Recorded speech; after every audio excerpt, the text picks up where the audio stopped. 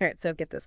We're diving into like a trend that's seriously like shaking up the corporate world. Oh, yeah. Yeah, we're talking like boardrooms, buzzing of a talk of crystals. Really? Yeah, and like executive retreats that sound more like spiritual awakenings. Wow, that's wild. I know, it's pretty crazy. So are we talking like, is this a widespread thing or is this like a few companies? Well, that's what we're going to unpack today. Yeah.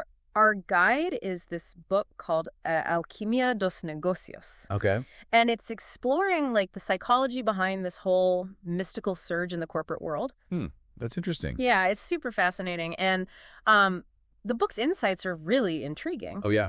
In what way? Oh, it goes into like the crazy pressure of today's business environment. Right. All the risk, the need for innovation, like the sheer volume of decisions. Yeah. It's leading executives to seek something more than just the bottom line. I can definitely see that, like, with all that pressure, it makes sense that they'd be looking for something deeper, something beyond just profits. Exactly. Like a sense of meaning or purpose. Yeah. So it's not just about like crunching numbers and closing deals anymore. No, it seems like they're yearning for something more. They are. And the book argues that this yearning is what's driving them towards these practices and beliefs that can offer that, sense of meaning, purpose, and connection.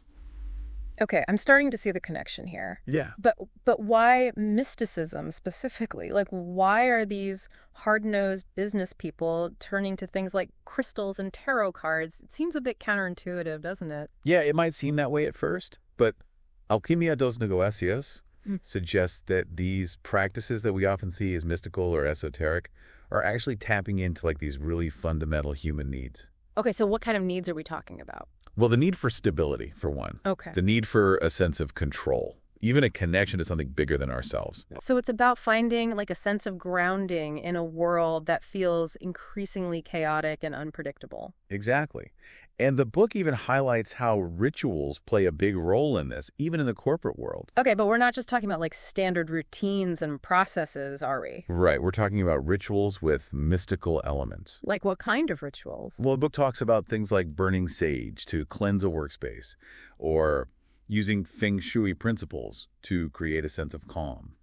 Interesting. It's kind of like how athletes have their pregame rituals. Yeah, exactly. Yeah. It's not really about superstition. It's more about getting into like the right mental state. Makes sense. And, these practices, even if they have mystical origins, they're often less about a literal belief and more about the psychological impact they create. And speaking of creating a certain mindset, the book also talks about the rise of mindfulness and meditation in the corporate world. Oh, yeah, that's everywhere now. It really is. It's not just about yoga studios anymore. It seems like every company is offering mindfulness workshops these days. It's true. You see it everywhere. But what's the link to mysticism here? Well, Alquimia dos Negócios points out that while we tend to frame mindfulness and meditation in a more secular context today, Right. these practices actually have deep roots in ancient spiritual traditions. That's interesting. Yeah. And what's really fascinating is that whether it's chanting mantras or simply focusing on your breath, Right. these techniques offer some very tangible benefits for the modern business world. Like what? Well, stress reduction, for one, Of course. improved focus, and enhanced self-awareness. Those are pretty essential skills for navigating like the complexities of today's work environment. Exactly. And it's not just about individual benefits either. Alquimia dos Negócios Yeah. also emphasizes the power of shared rituals and practices in like fostering a sense of unity and purpose within teams. So it's not just about each individual finding their own zen. No. It's about creating a shared culture that goes beyond just like hitting targets and making profits. That's right. And the book makes a really compelling case for how these practices can be woven into like the fabric of a company's culture, impacting everything from communication to leadership styles. I'm curious to hear more about that. Yeah. But before we like delve into those cultural shifts, let's take a closer look at some of the specific ways these mystical practices are showing up in the corporate world. Okay, that's good. What really stood out to you in the book, well, honestly, what really struck me was like how companies are actually like weaving these practices into their day-to-day operations. Really? Yeah, I mean, it's one thing to have a CEO who like meditates, Right. but it's a whole other level when you've got companies like incorporating tarot readings into brainstorming sessions. Yeah. Alquimia dos Negócios actually highlights that as an example. Really? Yeah. A tech startup that uses tarot cards not for like fortune telling or anything, but as a tool to spark creative thinking. Wow. And encourage out-of-the-box ideas. Wait, hold on, really? Tarot cards in a tech startup. It just seems like such a gimmick. Yeah, it might seem that way on the surface, but Yes. the book kind of delves into the psychology behind it. You see, Okay. it's not about like predicting the future. Right. It's more about using the symbolism of the cards to unlock different perspectives Okay. and challenge conventional thinking. So it's more like a brainstorming prompt, Right. but with a mystical flair. Exactly. And the author's name argues that it's the ritual itself. Yeah. The shared experience of exploring these archetypes and symbols, that creates a more playful, open-minded atmosphere for brainstorming.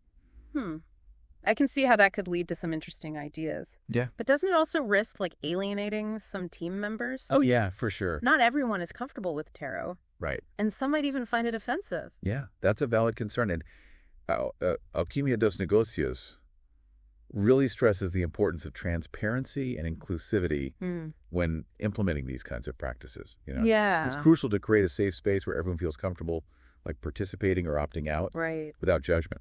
Yeah. That makes sense. The book suggests framing these exercises as optional Okay. and focusing on the intended outcome. Which is... In this case, fostering creativity Yeah. rather than the specific tool itself. Okay, so it's about creating a culture of respect and understanding, Right. not forcing anyone into something they're not comfortable with. Exactly. But tell me, are there companies actually seeing like tangible results from these kinds of practices? Oh, yeah, there certainly are. The book cites several case studies. Oh, really? Yeah, including one about a company that completely redesigned their office space Oh, using Feng Shui principles. Okay, so we're not just talking about a few crystals on desks here. Right, no, this is full-on Feng Shui makeover. Wow. Yeah, and Alquimia dos Negócios goes beyond the superficial aspects of Feng Shui, like Right. decluttering and color schemes. Okay. It explores how the company used these principles to, optimize the flow of energy Interesting. within their workspace, Wow. creating a more harmonious and productive environment.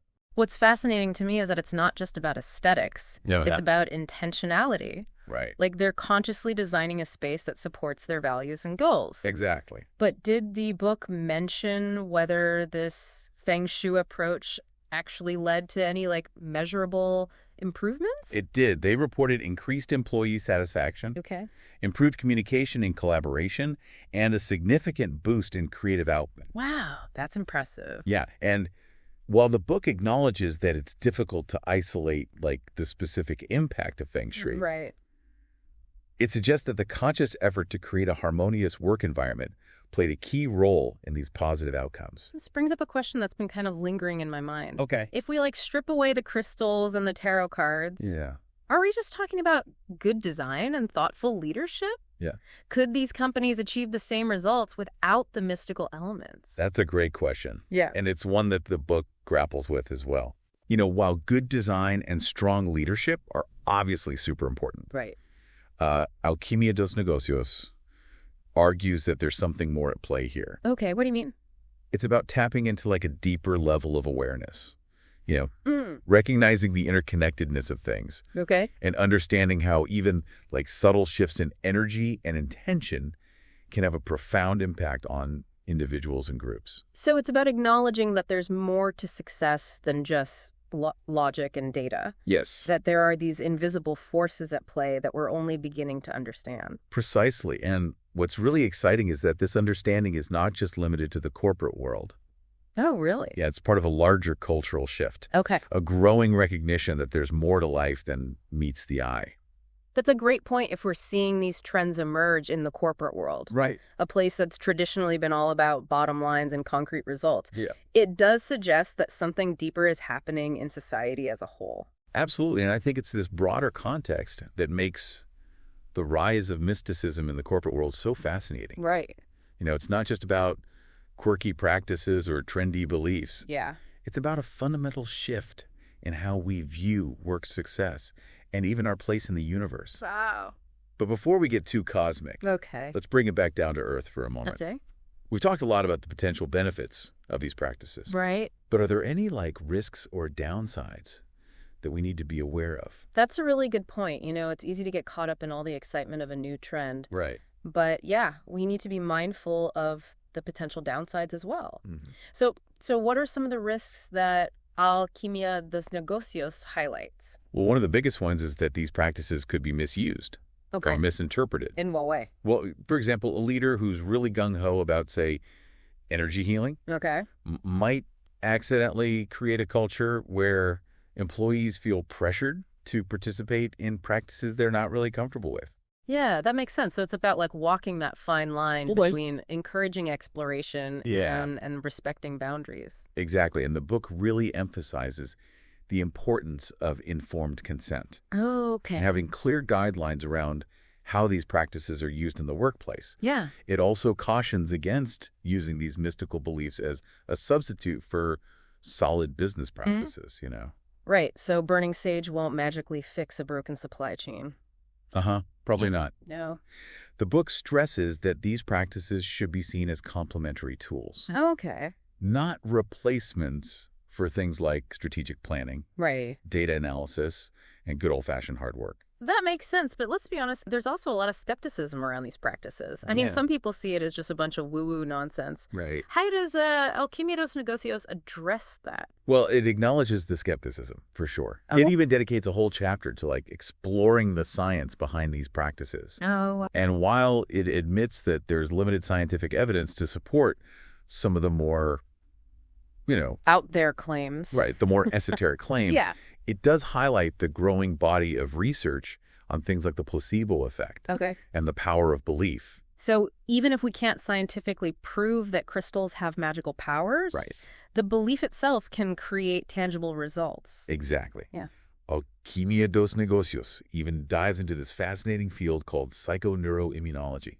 Wow, that's a mouthful. I know it's a big word, but it's basically exploring how our thoughts, beliefs, and emotions can directly impact our physical health and well-being. That's wild when you really think about it. Like, our beliefs can literally shape our reality. Exactly. Yeah. And the book argues that by harnessing this power of belief, Okay. leaders can create a more positive and productive work environment. Can you give me an example? Yeah, sure. So if a team believes that their shared meditation practice is like enhancing their focus and creativity, Okay. they're more likely to experience those benefits, regardless of whether there's a scientific explanation for it or not. It's kind of like creating a self-fulfilling prophecy, Yeah, but in a positive way. exactly. And Alquimia dos Negócios provides this framework for how to consciously cultivate these positive beliefs and intentions within teams and organizations. Mm-hmm. It's all about creating a shared narrative that Mhm. empowers people and fuels their sense of purpose. This has been a super fascinating deep dive. Yeah, it's been great. I'm left with a sense of like excitement, Yeah, but also cautious optimism. I think that's a good approach. Yeah, it's clear that these mystical practices are tapping into something really deep within us. Right. This need for meaning and connection. Absolutely. And they have this incredible potential to transform the way we work and live. Yeah. But we need to approach them carefully, Yeah. recognizing both their potential benefits and their limitations. I agree with you wholeheartedly. And I think as Alquimia dos Negócios so eloquently puts it, Yeah, the key is finding that balance between the mystical and the material, right. the intuitive and the analytical, Okay. the heart and the mind. Yeah. It's about integrating all aspects of ourselves to create a more holistic and fulfilling experience, Couldn't have said it better myself. both in the workplace and beyond. So as we wrap up this exploration of mysticism in the corporate world, Right. I want to encourage you all to reflect on your own relationship with these practices and beliefs. That's a great idea. Whether you're a seasoned meditator Yeah. or a curious skeptic, Right. there's something to be learned from this trend. Absolutely. And who knows, maybe you'll even find yourself incorporating a little bit of that mystical magic into your own work life. You never know. Until next time, keep exploring, keep questioning, and keep seeking that spark of wonder in all that you do.